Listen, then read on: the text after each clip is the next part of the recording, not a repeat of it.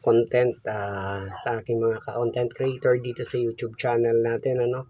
So wala na po yung aking YouTube channel na Angelo University TV, nahack po, ninakaw po, hindi po naka-ano yung aking sahod, hindi ko na makukuha.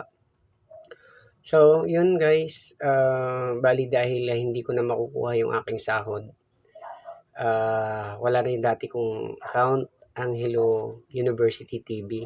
So, ang gamit ko ngayon, ito na po, Angelo Mendoza TV guys. Pakisuportahan po.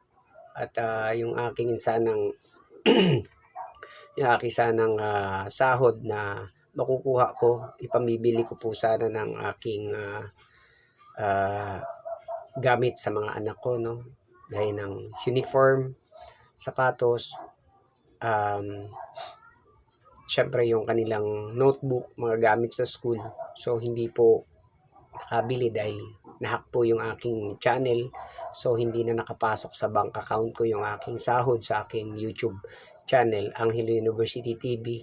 So sa makatuwid po, wala po akong pang bili ng gamit ng mga anak ko.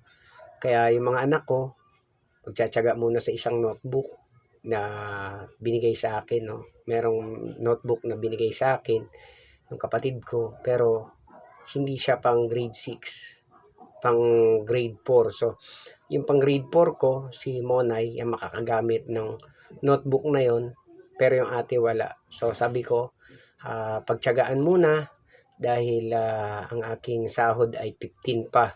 So sa 15 pa yung aking sahod, no?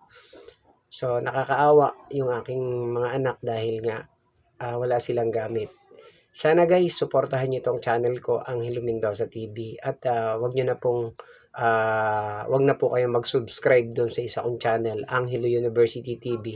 Sapagkat hindi na po akin yung channel na yun. Kinuha na po sa akin ng magnanakaw, kung sino man siya, no? Yung magnanakaw na yun, kayo nang bahala sa mga galing nyo, no? Galing nyo, yung talento nyo, ginamit nyo sa hindi maganda. Sa masama nyo ginamit, no? Hindi kayo naging pata sa buhay nyo. Nagnakaw kayo ng dapat isusubo na lang ng mga anak ko, no, na pagkain. Kasi yung kinikita ko po doon sa YouTube channel ko, pang konsumo po talaga ng mga anak ko yun, kasi po nawalan po ako ng trabaho. Ngayon pa lang po ako nakakapasok. So sa 15 pa yung sahod ko.